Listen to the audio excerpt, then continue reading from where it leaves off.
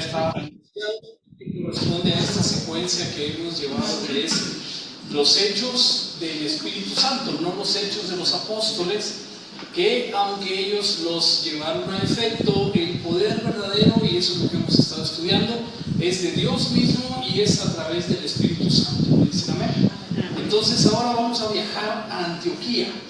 Vamos a repasar un poquito qué es lo que ha estado sucediendo. Y entonces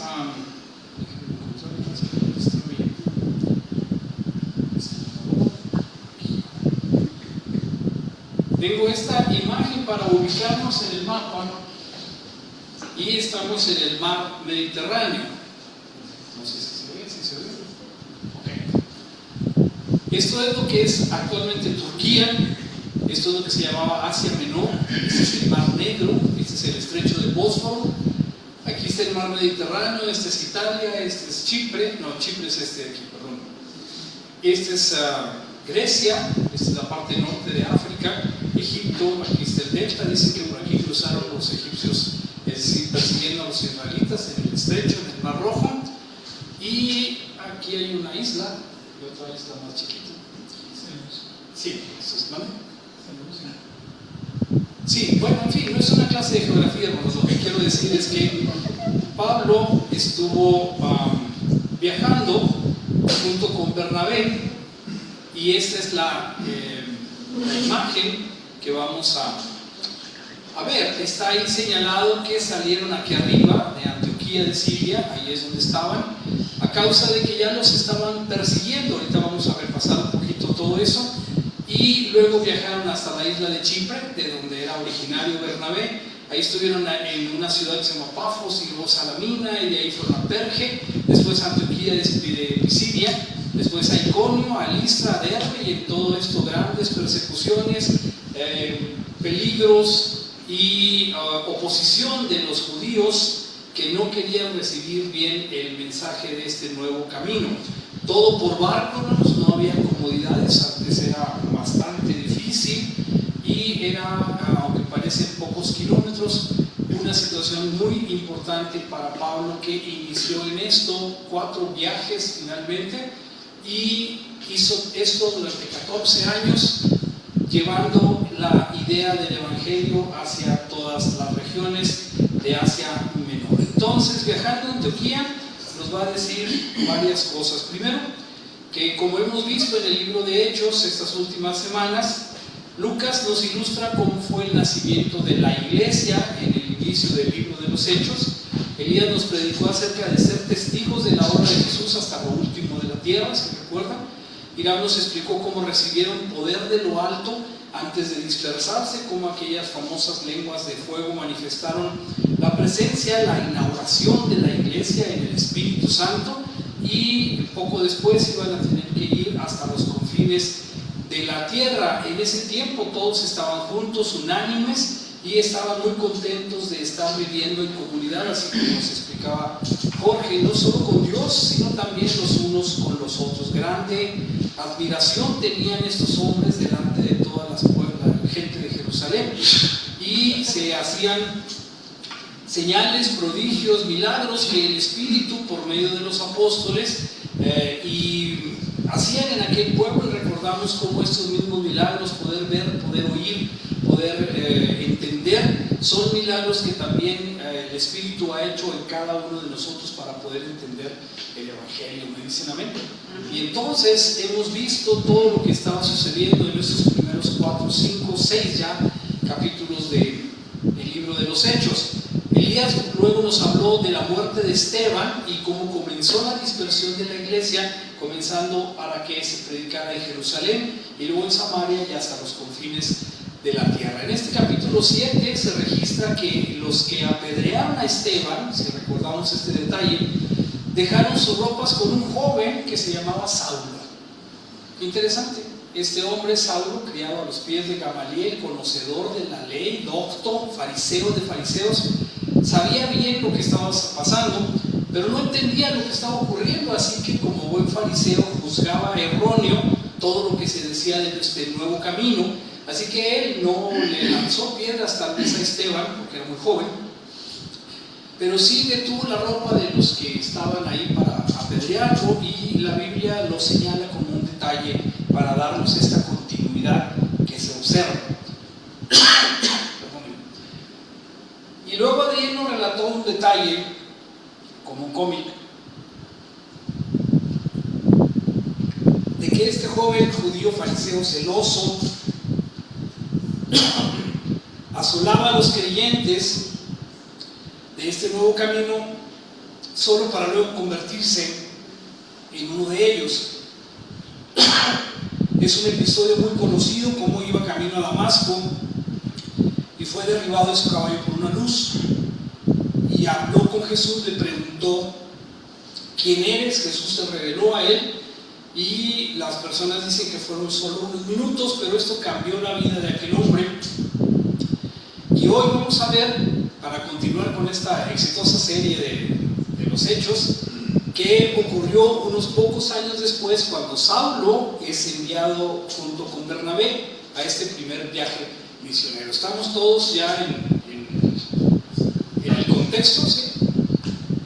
Estamos ya todos en el contexto, si estamos hablando de lo mismo, ¿verdad? Entonces ahora vamos a ver una iglesia que, a raíz de que apedrearon a Esteban, la presión social, la presión de los judíos y de los príncipes de la sinagoga, empiezan a hacer que las personas huyan y se van hacia Antioquía, se van a diferentes partes de Asia Menor, donde es más fácil que no los encuentren, y ellos, sin querer, o tal vez con toda la intención, o tal vez a consecuencia de lo que el Espíritu estaba haciendo, van, y por donde pasan van dejando la semilla del Evangelio. Como decía Katy ahorita, son personas que quizás no se fueron voluntariamente, fueron expulsados hacia allá, pero llevaban ya el mensaje de lo que habían visto y oído recientemente por toda aquella tierra. Se dice que el primer viaje misionero de Bernabé y de Pablo empezó más o menos entre el 46 y el 48 después de Cristo. Es decir, muy poco tiempo después de que Jesús había muerto. La iglesia estaba fortaleciéndose y estaba echando raíces de una manera bastante rápida. Los judíos se asombraban de que este nuevo camino fuera tan bien aceptado por todas las personas. Y vamos a ver que después de que Pablo presenciara el apedreamiento de Esteban, se convirtió en un feroz perseguidor de la iglesia. En Hechos 7 podemos decir que, o podemos leer que la palabra que se usa para describir a Pablo era feroz. Dice, respiraba amenazas, era algo que era bien importante. Él, no sé si decir la palabra odiaba, pero sí era una situación bastante celosa y perseguidor de la iglesia, como él mismo se va a mencionar más adelante.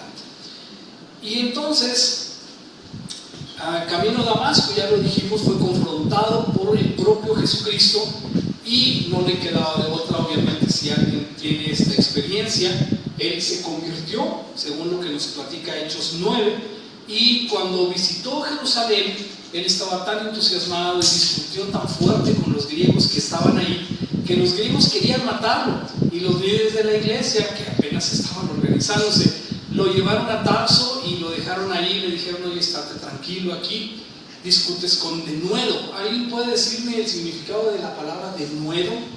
No la usamos, es casi algo como está. Con mucho celo. Denuedo quiere decir, pero sin importar nada, a rajatabla, ¿sí? Directo, fuerte, decía mi papá, duro y a la cabeza. ¿Sí? Era con valor, con entusiasmo, sin acobardarse, diciendo lo que se tenía que decir. Y ahorita vamos a ver en qué forma hablaba. Bueno, era tan bravo en ese momento, ¿sí?, que lo tuvieron que mandar allá a su ciudad, a Tarso. Quizás lo mandaron ahí con su abuelito, con su hijo. Dijeron: cálmate un ratito porque todavía no estás listo para hacer lo que estás haciendo. Y entonces, mientras tanto, la persecución en Jerusalén se intensificó, y los creyentes, como dijimos, huyeron a Fenicia, a Chipre, a Antioquía, todo lo que estaba ahí, que por cierto no estaba muy lejos tampoco de la ciudad de donde Pablo era originario, en Tarso. Los cristianos dispersos, dijimos entonces, llevaban consigo el Evangelio, y cuando los líderes de Jerusalén se enteraron de lo rápido, me refiero a los líderes no judíos, sino los líderes de la iglesia naciente, se enteraron de lo rápido que estaba creciendo la iglesia, enviaron a Bernabé a Antioquía para verificar lo que estaba sucediendo. Bernabé, la traducción es hijo de consolación, ¿sí? Le dijeron: oye, dicen que allá en Antioquía está creciendo la iglesia, pero bastante.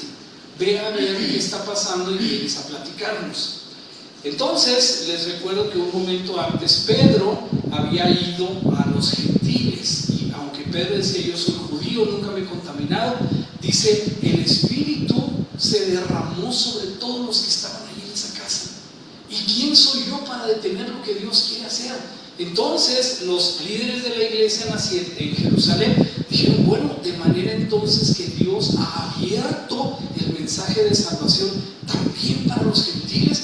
Y se maravillaban de que ahora no había un pueblo escogido que se llamara judío, sino que ahora el mensaje de salvación era para todos los pueblos de la tierra. Amén. Dicen amén. Y ahí vamos también nosotros. ¿Se dan cuenta?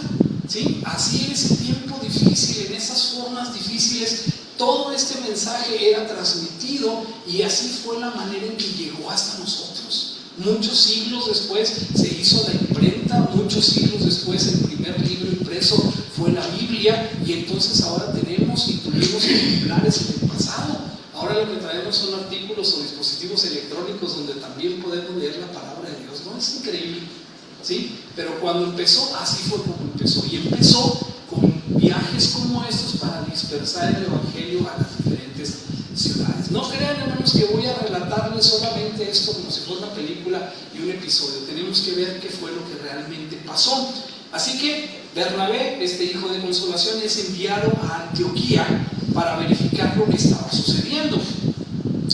Y Bernabé, después que regresa, confirmó que el evangelio se estaba difundiendo y que la iglesia de Antioquía de Siria era realmente obra de Dios. Dijo: hay muchos griegos, hay muchos judíos que se han convertido, hay muchos simpatizantes de otras partes que están aceptando el mensaje de Dios. Y entonces las personas se dieron, les dio tanto gusto, ¿sí?, que empezaron a planear cómo ayudar a este lugar.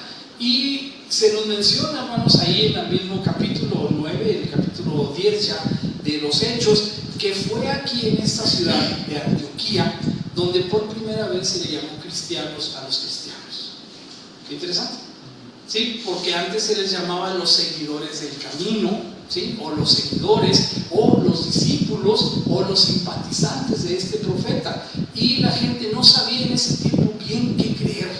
Quiero recordarles que ahorita nosotros tenemos acceso a toda esta información porque está perfectamente organizada por libros y está bien hecha para que nosotros entendamos y pensemos y veamos cómo en aquel tiempo empezó a llevarse la palabra. Pero ¿cómo le hacían en aquel tiempo? Esto fue lo que capturó mi atención. ¿Cómo le hacían en aquel tiempo para hablar si no había Biblias? ¿Cómo le hacían en aquel tiempo para hablar si no estaban las cartas de Pablo? No se paraba alguien al frente y decía: hermanos, abran la Biblia en 1 Corintios. No había. Solamente tenían los libros de la Torá, los libros judíos, y ellos, hermanos, empezaban hablando siempre a las sinagogas. Cuando llegaba Pablo, Bernabé o cualquier otro caminante a algún lado, a donde llegaba era la sinagoga. No había iglesias, no había mormones, ni pentecostales, ni cualquier iglesia que se estuviera reuniendo. Era solamente la sinagoga judía. Y ahí llegaban a hablarle a los judíos, a los que se creían los escogidos de Dios, y llegaban a decirles: ¿saben qué? Ya el Mesías que estábamos esperando ya vino. ¿Sí? Y decían ellos: ¿cómo? Bueno, llegó en Jerusalén, pero los gobernantes lo mataron. Sin embargo, lo vimos resucitar. Y dice la Biblia que muchos creían en el mensaje, pero muchos no creían. Y cuando les decían, ¿sí?, ahora todos, no solamente los judíos, sino los gentiles, los griegos, las mujeres, todos tienen oportunidad de recibir la salvación, la cosa se empezó a poner bastante fuera de control. ¿Me siguen? ¿Me dicen amén? ¿Sí? Bueno, en este ambiente, en este medio donde estamos hablando, Bernabé, después de ver lo que estaba pasando en Antioquía y de ver los planes de la iglesia, se dirigió entonces a Tarso para ahora sí desencadenar a Pablo y a quien él había instruido en Jerusalén. Si leemos un poco más atrás, y me pasó a decírselo, Pablo discutía con tal denuedo, ¿sí? Y era tan agresivo, tan apasionado en lo que hacía, que la gente no estaba muy bien convencida de que aquel perseguidor de la iglesia fuera ahora un creyente. Decían, aquí hay gato encerrado, ¿sí? Es probable que este hombre esté fingiendo y lo que quiere en realidad es tendernos una trampa, así como hace el ICE en Estados Unidos, ¿no? ¿Sí? O la migra que manda boletos regalados y luego los agarra cuando van. Alguna trampa tiene este hombre, y le tenían miedo. Y dice que Pablo trataba de juntarse con los apóstoles, pero le tenían miedo. Entonces, ¿quién da la cara por él? Es Bernabé. Bernabé, este hijo de consolación, llega con todos y les dice: oigan, este hombre ha hablado y ha defendido a Jesús de una manera que ustedes no puedan creer. Dice, pero ¿cómo si es Pablo? ¿Es Saulo de Tarso? ¿Es enemigo de la iglesia? No, ya no. Este hombre es un convencido, porque camino a Damasco se le apareció el propio Jesús y le reveló todo. Le dijo quién estaba haciendo, a quién estaba persiguiendo, y le dijo, ¿se acuerdan? Dura cosa te es dar cosas contra la hija, ¿sí? Es una frase un tanto poética, porque estás dándole patadas al pesebre, es la traducción en español, ¿no? ¿Sí? O sea, no te conviene. Pablo le dijo, Señor, ¿quién eres? ¿Qué quieres que haga? Y entonces, no de inmediato, porque tuvo un tiempo de preparación, empezó él a capacitar, a acomodar las cosas que le habían sido reveladas y a entender como buen fariseo qué quería decir el mensaje que Dios había dado para la humanidad desde el principio del mundo. ¿Me dicen amén? ¿Por qué digo esto, hermanos? Aclaro esto porque algunas personas creen que Jesús vino a fundar una religión. Y Jesús no vino a fundar ninguna religión. Jesús vino a cumplir las escrituras mesiánicas. Vino a continuar con ese mensaje de acercamiento de Dios para con el mundo. Él no dijo, ahora se va a llamar la iglesia de Cristo, ni se va a llamar ahora la iglesia de Dios, ni se va a llamar ahora la iglesia católica universal, ¿sí? Apostólica y romana. No vino a fundar una nueva iglesia. Jesús vino para que supieran y supiéramos todos que Dios cumple su promesa y al fin envió a aquel que estábamos esperando desde la fundación del mundo, ¿sí? Y continúa. Eso es lo que aquellos hombres predicaban, porque no llegaban a hacer una secuencia del libro de los Hechos como estamos haciendo ahorita. Estaba pasando en ese momento, no había constancia de lo que estaba ocurriendo. Así que entonces Bernabé dice, Saulo es una persona que puede ayudar bastante. Así que fue y lo recogió a Tarso y regresó a Antioquía con Bernabé para dirigir la iglesia que estaban haciendo en aquel lugar. Y dice que se congregaron ahí todo un año, ¿sí? Y enseñaron a mucha gente, y a los discípulos se les llamó cristianos por primera vez en Antioquía, según lo que dice Hechos 11:26. Así que entonces, hermanos, quiero que entendamos algo. ¿Por qué era Pablo tan buen elemento para decirle el evangelio o esta nueva noticia a todos los que estaban ahí en las sinagogas y a todos los que quisieran oírlo? ¿Por qué? Porque era un gran conocedor de la ley judía, porque era un gran conocedor de la historia antigua, y porque él podía entender las profecías del Antiguo Testamento. Bueno, lo llamo así, pero las escrituras que tenía, ellos podían entender hacia dónde apuntaban las profecías y de quién estaba realmente hablando la escritura. En ese momento entonces ellos podían abrir los ojos y decir, es cierto, estamos ante el advenimiento del Mesías. No lo vimos porque no todos lo iban a ver. A diferencia, hermanos, lo que dice la Biblia, como cantábamos ahorita, que Él volverá y entonces todo ojo le verá. ¿Me dicen amén? En ese tiempo no todo ojo le vio, pero sí fue un acontecimiento importante y había mucha gente que quería saber más de todo aquello. ¿Qué es esto que cuentan por allá? ¿Qué es este rumor de que alguien nació, de que era poderoso, de que hacía milagros? Y por toda Asia Menor se había extendido la fama de Jesús. Claro, si alguien te platica, oye, allá hay una persona que levantó un muerto, allá hay una persona que alimentó a 5,000, la fama de Jesús dice que crecía y había gran movimiento comercial y las personas que viajaban hablaban de lo que estaba sucediendo. Van a ver por qué les digo esto. Así que, hermanos, en este mundo inicial inicia también el primer viaje de Pablo y de Bernabé. Aquí vamos a ver, ya vimos que Antioquía de Siria está aquí arriba. ¿Sí lo ven? ¿Sí?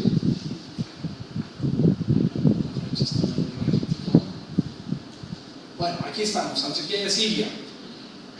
Esta parte de aquí es, que digamos, la parte de abajo de Turquía. Ahí en esta parte estamos. Y enfrente está la isla de Chipre. Ya les había dicho, Bernabé era chipriota, era originario de ese lugar. Así que conocía muy bien estos puertos, Salamina, Pafos y demás.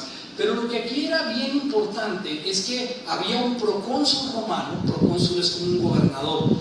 En ese lugar, esta isla había sido conquistada algún par de siglos antes por los romanos, había una base romana, porque como estaba en el centro de ese lugar les convenía, tenían así como los gringos ahora, bases militares por todo el mundo, y entonces ellos tenían ahí un procónsul que gobernaba. Pero este procónsul mandó llamar a Pablo y a Bernabé para escuchar el mensaje del Evangelio. Qué interesante, ¿sí? Y también en algunas partes, si vamos leyendo con atención, se nos dice que había personas bien interesantes en Antioquía. Había personas que eran, por ejemplo, un medio hermano de Herodes. ¿Sí? Leamos con atención. Un medio hermano de Herodes, hombre político, importante, de dinero, estaba con los cristianos. ¿Sí? Así que el mensaje, hermano, no llegaba solamente a la gente pobre, llegaba a todos los niveles. Y este hombre, Sergio Pablo, por cierto, en 1827 en una excavación encontró allí en ese lugar el nombre de Paulo, Sergio Paulo, como procónsul de esa región, para que veamos que la iglesia y la Biblia y la arqueología no se contradicen, al contrario. Entonces, es la única o el único registro que hay de que Sergio Paulo es un procónsul de Roma en la isla de Chipre, y eso está registrado y confirma lo que la Biblia dice. ¿Dice amén? Entonces estamos hablando de un libro que escribió Lucas y que está bastante bien documentado. Así que Sergio Paulo va y les dice: oye, vengan y háblenme del Evangelio. Y entonces llegan y se sientan y le dice: a ver, hermano Sergio Paulo, abre tu Biblia por favor en Apocalipsis. No, el Apocalipsis no existía, se estaba tal vez escribiendo apenas. Tampoco podía decir: a ver, Pablo a Timoteo le escribe, ni siquiera, es más, Timoteo todavía ni estaba. Aquí en Derbe fue donde Timoteo va a escuchar, muy joven, va a escuchar por primera vez la palabra de Dios. Qué interesante, a mí me parece muy interesante cómo el Espíritu va tejiendo todo esto y nos lo va a hacer llegar hasta nuestro tiempo. Porque si no hubiera sido así, nosotros no hubiéramos podido ser evangelizados. Así que entonces yo aplaudo, le doy gracias a Dios, cómo esto se va forjando. Este hombre escucha, ¿sí? Y dice, y se convirtió. En ese momento él dijo: ¿saben qué? Lo que están diciendo ustedes es cierto. Tienen razón. Creo que este hombre lo que hizo y lo que ustedes dicen, ustedes lo vieron, ustedes han hablado con los testigos, conocen a algunos de aquellos 500 a los que se les apareció. Ustedes conocen y lo vieron de cerca, conocen a Pedro, conocen a Juan, conocen a todos los que anduvieron con él. Y ahora ellos, mientras ellos hablan a los judíos, ustedes los hablan a los gentiles. ¿Saben qué? Sí creo que Jesús es el Hijo de Dios. ¿Dicen amén? ¿Sí? Pero había uno ahí con él, y esto es algo interesante porque en aquel tiempo abundaban los magos. Desde Oriente, por toda la ruta de la seda, venían muchos magos aquí a la Asia Menor y hacían de las suyas. Siempre ha habido encantamientos, siempre ha habido cosas como esas, y la verdad es que se hacían muy ricos. Y conociendo los conjuros, ya vamos a ver más adelante otras experiencias, ¿sí? Este hombre se llamaba Bar Jesús, ¿sí? Qué ironía, ¿no? Se llamaba Bar Jesús, y en la traducción es Elimás. Elimás era un mago que estaba en la corte de Sergio Pablo y que no quería que Pablo se convirtiera, porque entonces lo iban a despedir, porque su magia ya no iba a resultar para nada útil, ¿sí? Y entonces él quería que no se convirtieran. Y entonces Pablo, lleno del Espíritu Santo, dice que lo voltea a ver y le dice: eres hijo del diablo. ¿Sí? Es que Pablo, no crean que era así una perita en dulce, era bastante entrón, diría mi abuelo. ¿Sí? Y entonces le dice: eres hijo del diablo, ¿hasta cuándo te vas a cansar de esto? Por el poder de Dios te vas a quedar ciego por un tiempo. Y en cuanto Pablo dijo esto, hermanos, aquel hombre empezó a buscar quien lo acompañara porque no podía ver. Cuando Sergio Pablo, el procónsul, vio esto, dijo: este poder no es de este mundo. Dicen amén. ¿Sí? Y entonces el Espíritu Santo iba haciendo estas pequeñas cosas para que toda la gente reforzara su fe y aceptara el mensaje del Evangelio. Bien, entonces, ¿sí? Dice que de ahí se fueron a este otro lugar que se llama Perge. De Pafos fueron a Salamina, al puerto, y de aquí pasaron a Perge. No se dice cuánto tiempo estuvieron ahí, pero estuvieron un poco tiempo. Y ahí Juan Marcos, que les acompañaba, dijo: ¿saben qué? Ya me cansé. Ya no, la Biblia no dice por qué, pero dijo, ahí se ve. ¿Sí? Bueno, si hubiera sido mexicano, se hubiera dicho. Mucho tiempo después vamos a ver aquí que a Pablo no le pareció nada bien, y como era muy enojón, ¿sí? Le dijo a Bernabé: oye, vamos a dar una vuelta a todas estas iglesias que fundamos. Y Bernabé le dijo: sí, vamos a llevarnos a mi primo Juan Marcos. Juan Marcos, el que nos dejó plantados ahí en Perge. No. Sí, le dijo Bernabé: vamos a llevarlo. No. Sí, dijo: vamos a llevar. No. Sí, no, sí, no. ¿Sabes qué? Tú por tu lado y yo por el mío. Le dicen amén. ¿Sí? Para que vean que en la iglesia podemos estar de acuerdo o podemos no estar de acuerdo. ¿Sí? ¿La fe es igual? Sí, es igual. ¿Sí? Pero tu primito Juan Marcos no me cae bien.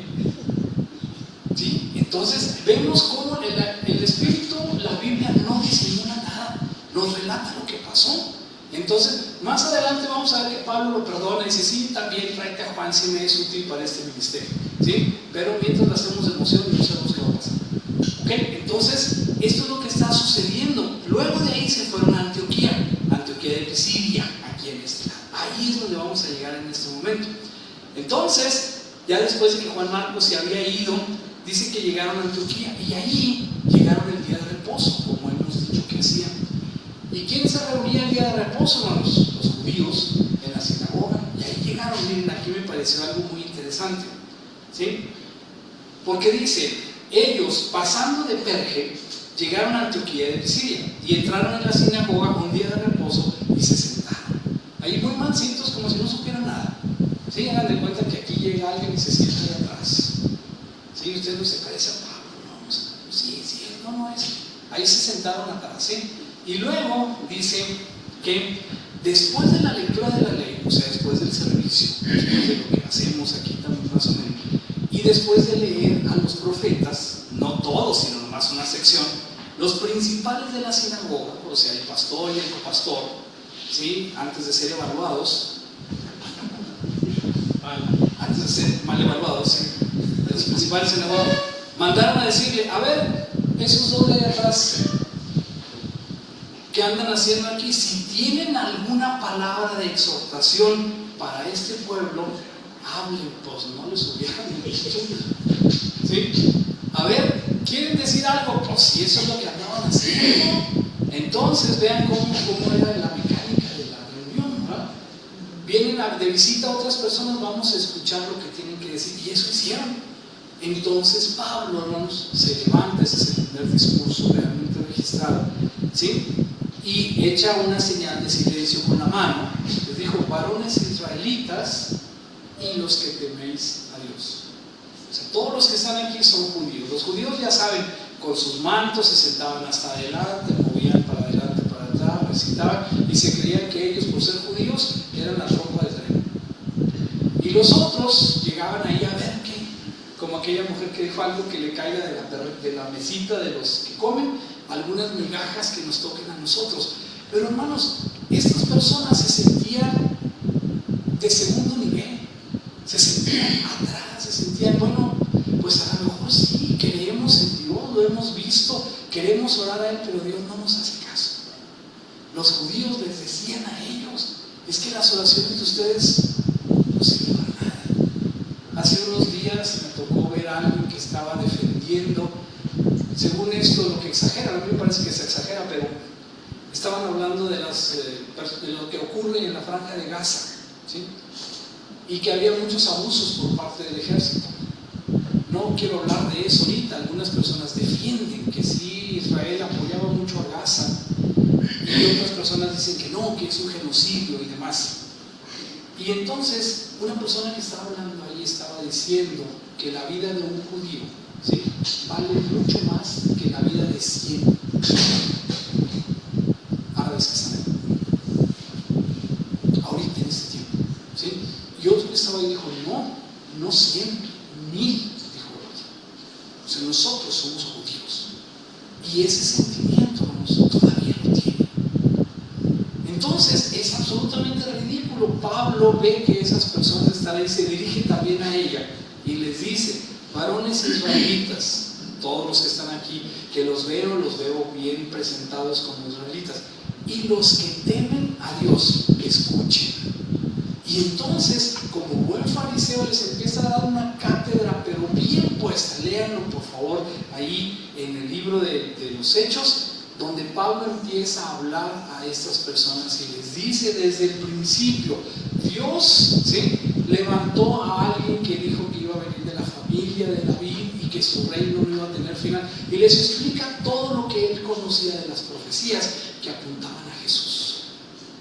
¿Sí? Las personas seguramente abrían los ojos, pero no tanto como cuando les dijo lo que les va a decir ahora. ¿Sí? El Dios de este pueblo de Israel escogió a nuestros padres y enalteció al pueblo, siendo ellos extranjeros en tierra de Egipto, y con brazo levantado los sacó de ella. ¿Se fijan hasta dónde se fue? Hasta el principio de la historia de la fundación de Israel. Sabed pues, ¿sí? Bueno, perdón, me adelanté para decirles que desde ahí empezó a hablar, y después de que empezó a hablar les dijo cómo se fue haciendo toda la estructura para que Jesús naciera. Y cuando Jesús nació, le dice, ¿sí?, sepan entonces, varones, judíos, israelitas, y los que simpatizan con Dios, los que temen a Dios, varones hermanos, que por medio de Él, ¿sí?, se os anuncia perdón de pecados. ¿Se imaginan el sentimiento que tuvo la gente que no era judío? ¿Sí? Les dice: ya no con la ley de Moisés, ya no necesitas estar circuncidado, ya no necesitas ser de la familia de Israel, sino ahora, ¿sí?, se anuncia el perdón de pecados, ¿sí?, por medio de Él, y que de todo aquello de que por la ley de Moisés no pudiste ser justificados, en Él es justificado todo aquel que cree. ¿Qué reacción tenemos? ¿De júbilo? Claro que sí. ¿De júbilo? ¿Sí? ¿De alegría? Decir, entonces nosotros también podemos ir. También pueden. Ustedes podrían decir en este momento, entonces nosotros también podemos ir. ¿Sí? A ver, volteen para ver qué tan grande tiene la nariz judía. No, somos más bien mexicanos, somos más bien mestizos, somos más bien de otra genética, pero dice aquí: saber esto, que por medio de Él se anuncia perdón de pecados, no por la ley de Moisés, no por los sacrificios de animales, por medio de Él se anuncia perdón de pecados. Y entonces dice: aquello que no alcanzaban ustedes por la ley de Moisés, ahora en Él es justificado todo aquel que cree. ¿Qué tal? Ese es el Evangelio. Y eso es lo que decían. No decían: a ver, hermano, ¿sabe que se escribió una vez Jesús dijo de la mujer samaritana? No, Él estaba diciendo directamente el Evangelio. Las buenas noticias son que este Mesías ya llegó, que este Mesías ya murió, que este Mesías cubre nuestros pecados y nos invita a ser parte del reino de Dios. ¿Sí? Y estas personas obviamente se llenaron de gozo, pero los judíos que estaban enseguida dijeron: no, pues ¿cómo? ¿Sí? Si nosotros somos VIP, nosotros somos los importantes aquí, ¿cómo que ahora también estos gentiles? Pues claro que no. Y empezaron unos a salirse, y dice ahí la palabra que muchos creyeron. Muchos dijeron: bueno, de manera que Dios está invitando también a los gentiles, que bien.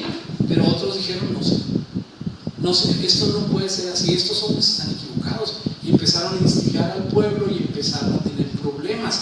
Pero vean después lo que sucedió. Cuando salieron de ellos, de la sinagoga de los judíos, los gentiles les rogaron el día siguiente de reposo les hablasen de estas cosas. Oigan, vénganse el otro sábado. ¿Sí? ¿Van a estar por aquí? ¿Sí? O ya va a pasar el barco para otro lugar. No, van a llegar, que lleguen aquí y díganos por favor más de estas cosas. Y despedida la congregación, dice: muchos de los judíos y de los prosélitos. Díganme qué es un prosélito.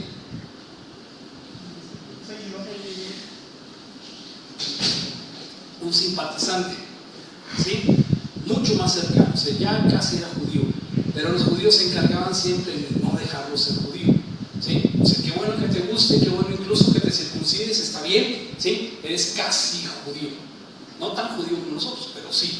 Entonces muchos de los judíos y de los prosélitos piadosos siguieron a Pablo y a Bernabé, quienes hablándoles les persuadían a que perseverasen en la gracia de Dios. Y estas personas sí creyeron, pero como digo, había otros que no habían creído. El siguiente día de reposo se juntó casi toda la ciudad para oír la palabra de Dios. Pero viendo los judíos la muchedumbre, ¿qué dicen? Ya no les pareció tan bien la noticia, ya no les pareció tan correcto lo que estaban haciendo, y rebatían lo que Pablo decía, contradiciendo y blasfemando. ¿Sí? Entonces, esta situación se tornó bastante complicada. Hermanos, hablar a la gente de Dios nunca ha sido fácil. ¿Me dicen amén? Sí, nunca ha sido fácil. ¿Por qué la gente dice, incluso hay refranes aquí domésticos que dicen, de política y de religión mejor no hablamos porque no nos vamos a poner de acuerdo? Y yo les digo, hermanos, pues precisamente deberíamos hablar para ponernos de acuerdo. Sí, pero si ya sabes desde el principio, yo tengo mis convicciones y no te voy a hacer caso, pues entonces no hay manera de llegar a un punto. Pero se trata de que hablemos precisamente para ponernos de acuerdo. Y eso es lo que dice aquí: blasfemaban, levantaban la voz, contradecían lo que Pablo, y había una oposición, ¿sí? Pero el Espíritu los convencía a Pablo y a Bernabé para que hablaran con denuedo, otra vez esa palabra, que es con entusiasmo, con enjundia, con arrojo, con valor, y les decían las cosas que tenían que decir. ¿Quién tenía la razón? Ellos, ¿sí? La gente inteligente, la gente que dobla el corazón, se tiene que convencer de lo que estamos diciendo. Entonces, lo que dice aquí tiene lógica, ¿sí? Y estaba correctamente argumentado, tenía buenas bases bíblicas. No había Biblia. Entonces, ¿qué tenían?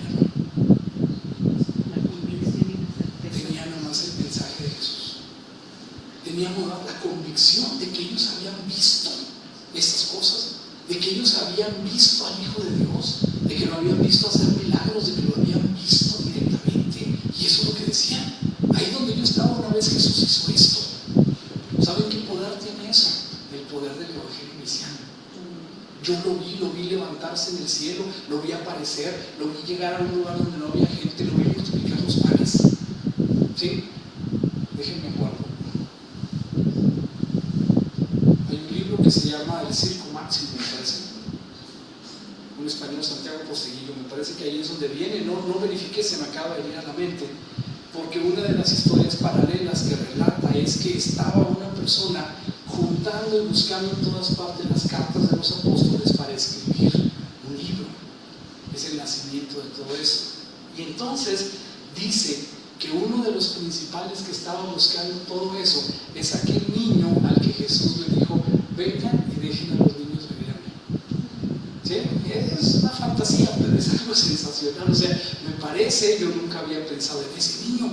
¿Qué sentiría ese niño cuando Jesús le dijo: déjenlos que vengan a mí? Qué interesante, ¿no? ¿Sí? O aquella persona, quizás la hija del centurión, el hijo del centurión, o quizás aquella niña Tabita que fue levantada de la muerte. Estas personas, ¿cómo hablarían de Jesús? No había Biblia, no había un estudio, no había nada más que hablar del Salvador Jesucristo. Ese era el tema central de esta iglesia. ¿Sí? A veces nosotros andamos ahí y decimos 10 formas de encontrar el éxito económico de acuerdo al Antiguo Testamento. ¿Me explico? ¿Me entienden el ademán? O sea, ¿qué predicamos en las iglesias actuales? Predicamos sí. Predicamos satisfacción personal, predicamos autoestima, predicamos pídele a Dios, demándale a Dios, ¿sí? Ven, arrebata tu milagro.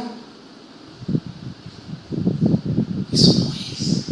El Evangelio no es eso. Cuando ellos hablaban, decían: yo conocí a Jesús. Pablo dice: yo iba camino a Damasco y lo encontré. Él me encontró a mí. En medio de una luz me tiró y me enseñó un montón de cosas. Ya les he dicho lo que yo pienso. Como el tiempo es relativo, yo pienso que Pablo pareció estar minutos ahí, pero pasó mucho más tiempo platicando con Jesús. Los de afuera no vieron, pues es poquito, sí, pero quizás fueron semanas. ¿Les gusta? Eso, la verdad, no lo he leído en ninguna parte. Es algo que yo pienso. Pienso que Pablo dice: yo recibí este evangelio no de hombre, yo recibí el evangelio de Jesús, y no creo que Jesús se lo haya puesto como si fuera un USB. ¿Ah?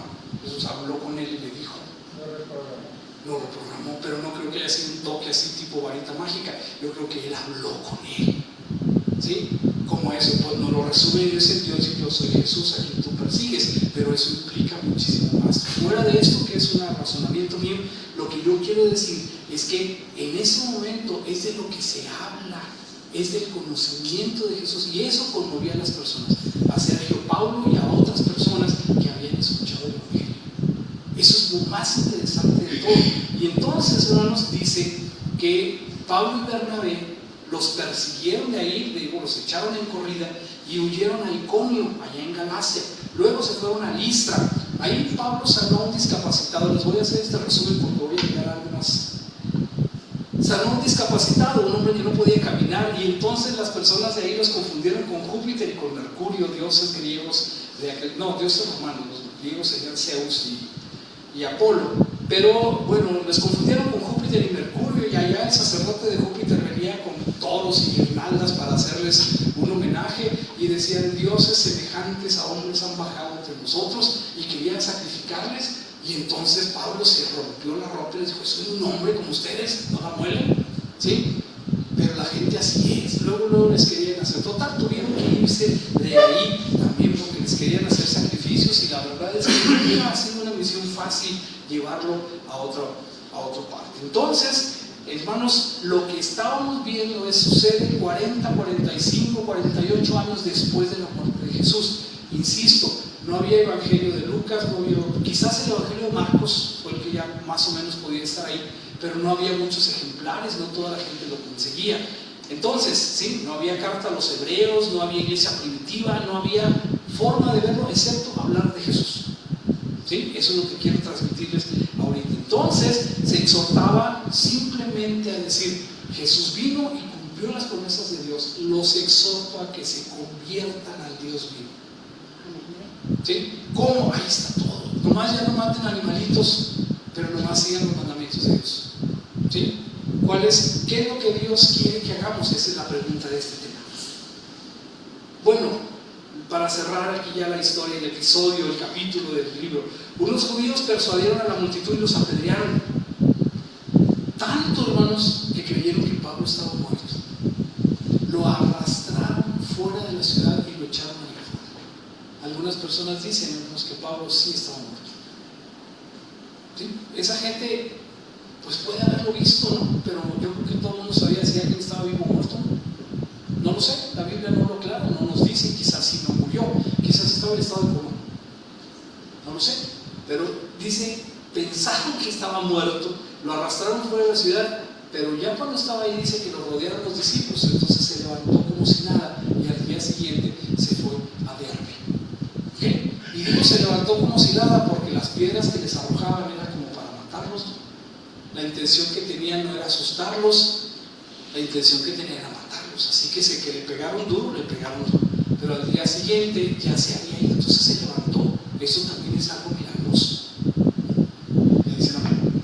Entonces la situación es que se fue y se escaparon a Derbe. Ya planeaban el regreso para otra vez a Antioquía de Siria, y se registra que hicieron muchos discípulos y que fundaron iglesias y que nombraron ancianos. Ese es el poder de ellos, hermanos, es el poder del Espíritu Santo. ¿Sí? La gente entendía, la gente se le abrían los ojos, porque como dijo Jesús, ¿sí? Cuando el Espíritu venga, Él les revelará todas las cosas. Así que es el Espíritu el que está trabajando aquí. Y entonces, voy a decir esto, hermanos. ¿Qué era entonces lo que Pablo y los apóstoles predicaban? Ya lo dijimos, predicaban exclusivamente a Jesús. Vamos a poner atención aquí, esta es una parte que me gustó mucho para poner. Los apóstoles, aun cuando estaban con Jesús, hermanos, ya lo hemos dicho aquí, no entendían claramente su mensaje, ni lo conocían completamente. Ellos mismos decían, ¿quién es Jesús? Jesús los escucha y dice, ¿ustedes quién dicen que son? ¿Quién fue el único de los apóstoles que contestó? Pedro. ¿Y qué le dijo? ¿Sí? Tú eres el Hijo de Dios divino. ¿Sí? ¿Alguna vez todos lo reconocieron, hermanos? Vamos a leer esta parte, me gustó. También nosotros, hermanos, a veces no le vemos claramente o nos resistimos tal vez y no nos dejamos llevar completamente por lo que dice. Queremos creer, pero no le conocemos bien, ¿sí? Y esto es lo que tenemos que hacer. ¿Qué es lo que hacemos en la iglesia, hermanos? Ahorita los escuché decir, quiero dar gracias a Dios por la lluvia. No es que esté mal, es que está bien, ¿sí? Quiero agradecer por esto, quiero agradecer por aquello. Venimos a alabar a Dios, respondemos con frecuencia, ¿sí? Y adorarle es una de las respuestas más comunes. ¿A qué vienes a la iglesia? ¿Sí? También venimos a darle gracias o a pedir por alguna situación difícil, o a decir, Dios me contestó esto, testimoniamos. Está muy bien, hermanos, ¿sí? Pero déjenme decirles que no venimos a la iglesia a eso. Alimentarnos de la palabra. Ya tenemos el evangelio, sí, pero hermanos, venimos a conocer quién es Dios. Sí, por ejemplo, queremos que es un hombre de gran edad, con barba blanca y sabe, no, hermanos, ese no es Dios. Tenemos mucho que aprender de Dios y a veces no estamos bien seguros de quién es, pero podemos aprender quién es Dios a través de la obra de Jesucristo y lo que ha hecho por nosotros. Así que venimos a entender qué hace Jesús y por qué es importante para nosotros saber cómo piensa y conocerlo, acercarnos a Él, no aprendernos los libros de la Biblia, no aprendernos la historia ni las citas. Venimos a conocer quién es Dios, ¿me dicen amén? Sí, porque cuando preguntamos, ¿sí? Porque cantar, levantar las manos, emocionar, eso no es adorar a Dios. Adorar a Dios es algo mucho más profundo. Voy a continuar con esto. Decía ahorita, ¿qué es lo que predicaban? Daban un curso intensivo de ley, de doctrina, de judaísmo, y después de 3 días los bautizaban. No hacían eso, les hablaban de Jesús y bautizaban casi el mismo día. Hablaban de Jesús solamente, y la Biblia dice que predicaban con denuedo, con entusiasmo, porque lo conocían. ¿Cómo predicamos nosotros, hermanos? ¿Qué predicamos? ¿Lo conocemos? Predicamos, entonces prediquemos con denuedo, prediquemos lo que conocemos. Digamos, tengo confianza. Como aquellos 3 jóvenes que iban a echar en el horno del fuego, ¿se acuerdan? ¿Qué dijeron? ¿A poco tu Dios nos va a salvar de este fuego? Lo han encendido 7 veces más fuerte. ¿Y que dijeron? Nuestro Dios puede librarnos. Y si no, sigue siendo mi Dios. ¿Me dicen amén? Así que nosotros vamos a predicar, oye, Dios nos puede dar prosperidad. Prosperidad, pues estás bien amolado, estás más pobre que yo. Sí, pero sigue siendo Dios. Me dicen amén. Tenemos que conocer quién es Dios y tenemos que conocer en quién hemos creído, porque es la única forma que podamos transmitir el mensaje que impacte a otra persona. Si le dice, mira hermano, lea por favor Filipenses 4:13, lejano, ¿sí? Rígido, no cercano, no sirve, hermanos. Por eso las iglesias no crecen, por eso no crecemos, porque el mensaje que llevamos va en otra dirección. Estamos difuminados y no es, aquellas iglesias hablaban directamente de Jesús, hablaban de su propio testimonio con seguridad, porque conocían a Jesús, que era la fuente de su fe. El Espíritu hacía la obra, los milagros necesarios para fortalecer esa fe, pero ellos hablaban de Jesús. Escuchen, ¿cuál es la obra que Dios quiere que hagamos?, le preguntaron a Jesús. ¿Cuál fue la respuesta, hermanos? Jesús respondió, que crean a aquel que Él ha enviado. ¿Qué es lo que tenemos que hacer, hermanos? Ayunar, sacrificarnos, fundar una iglesia, hacer un leprosario, fundar un hospital para niños discapacitados. No, hermanos. ¿Qué es lo que Dios quiere que hagamos? Quiere que creamos en Jesús. ¿Me dicen amén? Suena muy fácil. A lo mejor suena muy fácil, porque creer es una cosa, seguir es otra cosa, ¿sí? Y hacer como Jesús, eso es más difícil, pero esa es la obra que Dios quiere que hagamos. Dice Jesús, y esta es la vida eterna, léanlo, que te conozcan a ti, al único Dios verdadero, y a Jesucristo, a quien has enviado. ¿Sí? Esta es la vida eterna. Esta es la vida eterna. No andar haciendo otras cosas. Debemos tener nuestro propio encuentro con Cristo. Debemos de tener nuestro propio encuentro con Cristo, hablar con Él en medio de la luz como Pablo, a oscuras, ¿sí? Y preguntar, Señor, ¿quién eres? Y luego decir, Señor, ¿qué quieres que haga? Dice, eso es lo que debemos hacer cada uno de nosotros, convencernos de quién es Jesús, convencer de quién hemos creído y luego hablarle a las demás personas de eso, no de la Biblia, no de que sabes que Pablo una vez, no, eso es para estudio nuestro, pero tenemos que hablar de lo que Dios y lo que Jesús ha hecho en esta vida. ¿Me dice amén? ¿Es fácil? ¿Sí? Solo si estamos convencidos. Si no estamos convencidos va a ser muy difícil. Así les digo, ¿cómo le vamos a conocer si no leemos?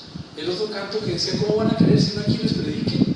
¿Cómo vamos a conocer si no leemos, si no meditamos, si asistimos, cantamos, levantamos las manos, pero no nos transformamos en otra persona? No hay que parecer cristianos, escuchen, hay que parecernos a Cristo. ¿Sí? ¿Lo decimos otra vez? No hay que parecer cristianos, hay que parecernos a Cristo. ¿Sí? Dejemos de pretender, dejemos de decir, no, pues sí, yo voy a la iglesia. No soy una ovejita blanca, ¿verdad? Soy la oveja negra ahí de la iglesia, pero pues más o menos soy medio cristiano. No deberíamos de ser personas, ¿sí?, convencidos de lo que Dios ha hecho en nuestra vida. Así que no hay que parecer cristianos, hay que parecernos a Cristo. Antes dije que los apóstoles no le entendían, no le conocían. Miren esto. ¿Cuándo lo conocieron? Todos al mismo tiempo. Ponga atención, esto me llamó la atención. ¿Sí? Jesús acaba de enterarse de que no hay comida para 5,000 personas que están allá alrededor. Los apóstoles vienen y le dicen, Señor, ya es bien tarde. ¿Sí? No hay ningún oso cerca. ¿Qué van a comer estas personas? ¿Sí? Ya no hay forma de que encontremos qué les vamos a dar.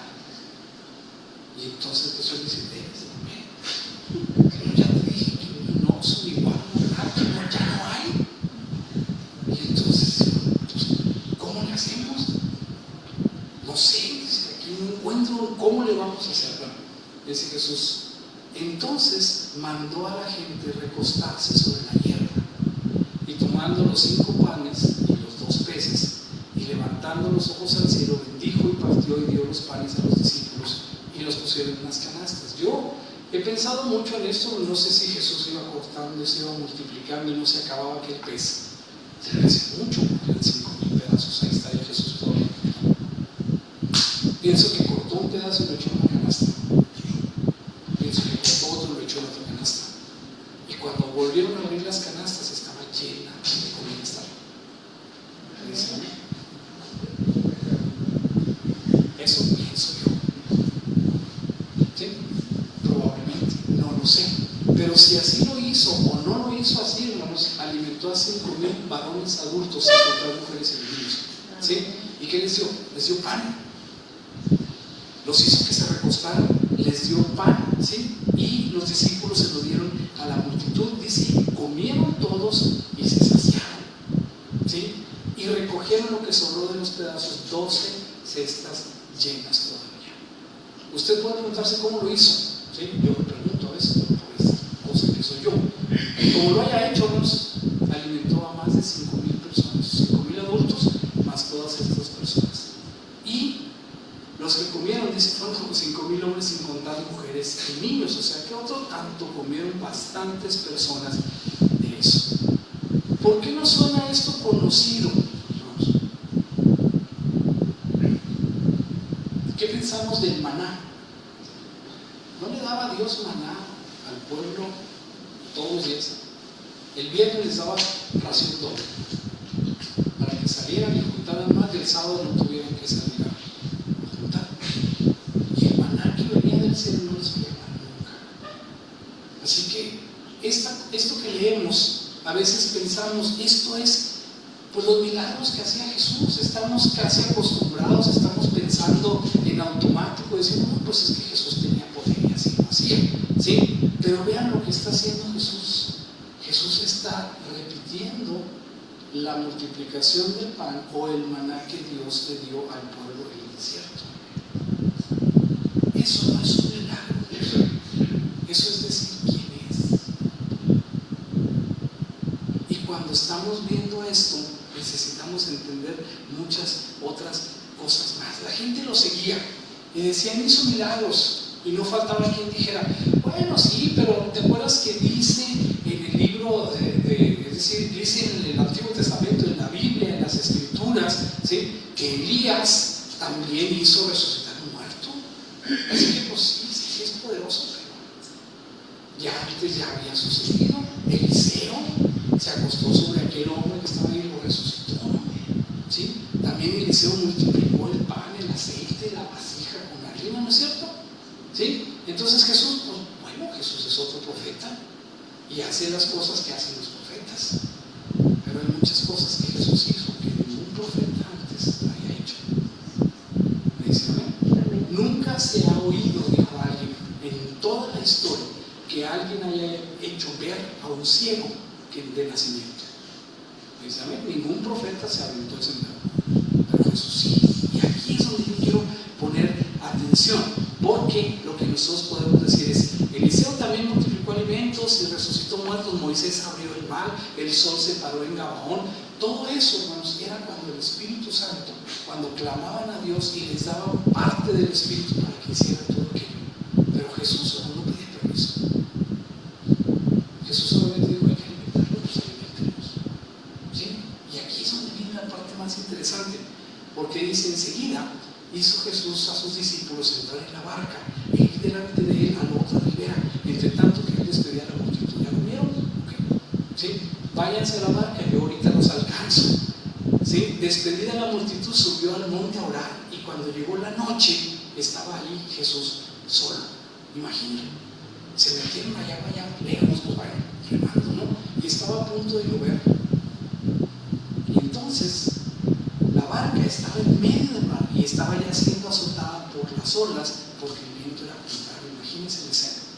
¿Quién está solo en la orilla de Jesús? Ya no hay nadie, ya se fueron todos los demás, y ahí están las olas azotando el barco. Más a la cuarta vigilia de la noche, entre las 3 y las 6 de la mañana, cuando está más oscuro, cuando ya están bien cansados, entonces Jesús vino a ellos andando sobre el mar.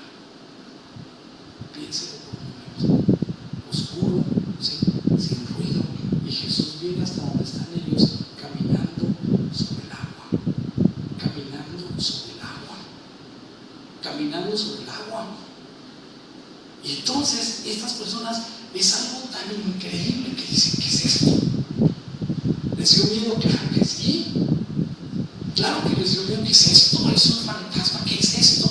Y entonces aquí dice: viéndole andar sobre el mar, se turbaron bastante, eso es un fantasma, y dieron gritos de miedo, no dieron voces de miedo. Hermanos, Jesús había hecho muchos milagros, pero eso de andar sobre el agua no es solamente un milagro, es un testimonio. Pónganme atención, porque dice que subió a ellos en la barca y se calmó el viento, y ellos se asombraron en gran manera y se maravillaban. ¿Por qué tanto? Por el milagro que hizo. Sí, lo pensamos y decimos: es que hizo un milagro, pero aún no habían, dice Marcos, pónganme atención, aún no habían entendido lo de los panes, porque estaban endurecidos sus corazones. ¿Qué tiene que ver una cosa con la otra? Es un mismo milagro. Jesús está diciendo quién es. Jesús está diciendo: esto de los panes es el maná, yo lo puedo hacer. Esto de caminar sobre el agua, yo lo puedo hacer. Y les está diciendo quién es. Vean lo que pasa. ¿Qué tienen que ver los panes con caminar sobre el agua? Tienen que ver con quién es Jesús. Recién había alimentado a 5,000 mujeres y niños como el maná en el desierto. Los hizo recostarse sobre la hierba. ¿Qué tiene que ver eso? Los 3 evangelistas dicen que había pasto delicado ahí afuera, y parece que no tiene nada que ver hasta que recuerdas el Salmo 23, que dice: Jehová es mi pastor. ¿Y qué más dice? ¿Qué más dice? En lugares de delicados pastos. ¿Sí? Confortará mi alma. Les acaba de dar un sermón, no solamente de comer. ¿Sí? Y Jesús está diciendo: yo soy. ¿Sí? Pero la más importante de todas, Jesús camina hacia la barca, el lugar más oscuro. La mente judía, hermanos, el mar no nomás era agua, el mar era el temor, el mar era el caos, el mar era el conflicto. Solamente Dios podía caminar sobre el agua. Solamente Dios, entiéndame, podía caminar sobre el agua. Jesús no solo camina sobre el agua, camina sobre el caos y camina en medio de la tormenta. ¿Quién es Jesús, hermanos? Jesús es Dios. Y entonces está diciendo aquí, vean lo que dice: Él remueve la tierra de su lugar y hace temblar las columnas. Vean lo que dice: Él manda al sol y no sale, y sella las estrellas.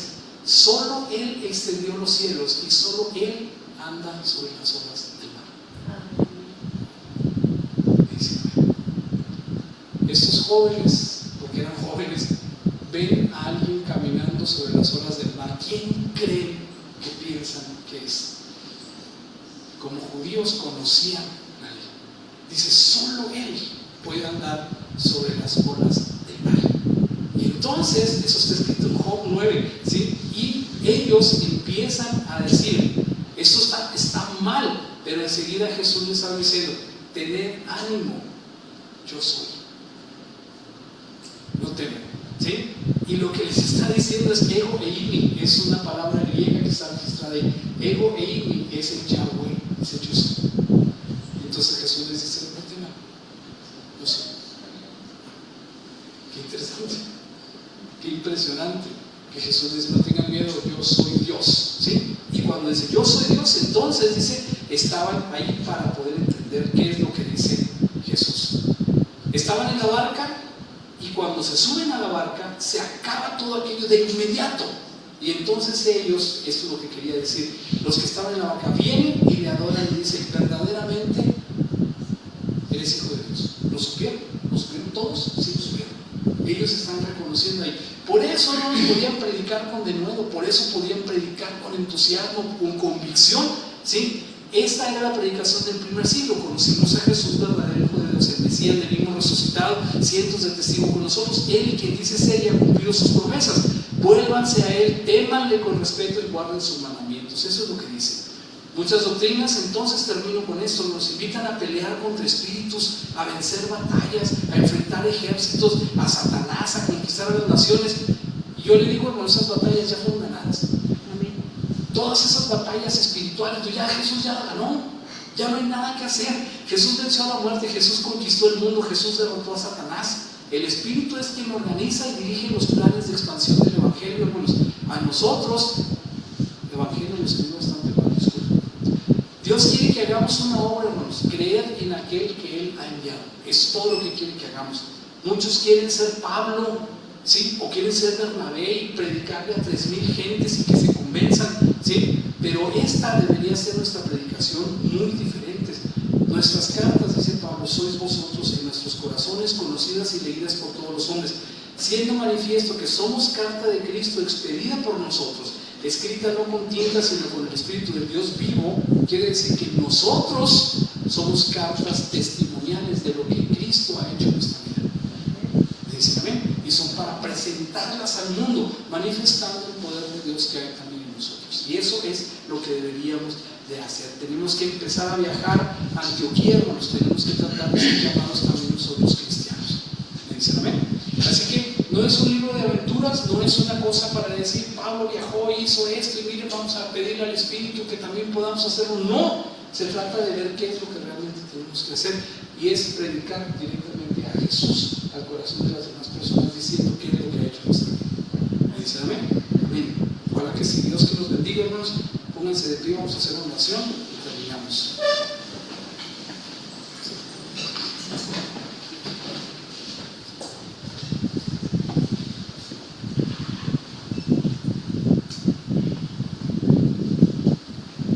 Vamos a orar, hermanos.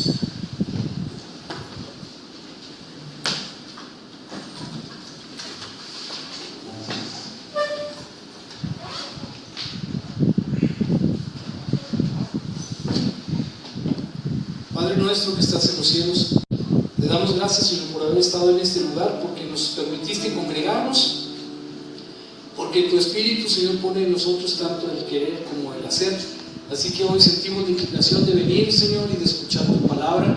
Gracias por dejarnos saber, Señor, que eres tú el que conduce, que eres tú el que pelea la batalla, y que, Señor, nosotros nos toca dar nuestro testimonio y hablar de quién eres tú en nuestra vida y de las maravillas que has hecho para con nosotros. Permítenos encontrarte, conocerte y entender, Señor, quién eres en cada momento de nuestra vida, poder ver más allá de lo que parece ser evidente y poder, Señor, poder estar siempre delante de ti, tratando de encontrar y de aprender y de conocerte cada día más. Bendícenos, Señor, permítenos que podamos modificarnos, transformarnos, ser otras personas, para que podamos estar, Señor, siempre dando manifestación de que hemos aprendido y de que hemos sido transformados por el poder de tu palabra. Gracias por esa oportunidad, Señor, porque Cada día que pasa, Señor, tenemos nueva oportunidad, tenemos nuevas fuerzas para acercarnos a ti. Bendícenos y permite que cada uno de nosotros, Señor, reflexione y que cada uno de nosotros se sienta misionero, que se sienta también, Señor, embajador tuyo para llevar tu noticia a este mundo que tanto lo necesita. Gracias entonces, Señor, cada uno de nosotros, en el nombre de Cristo Jesús, nuestro Salvador.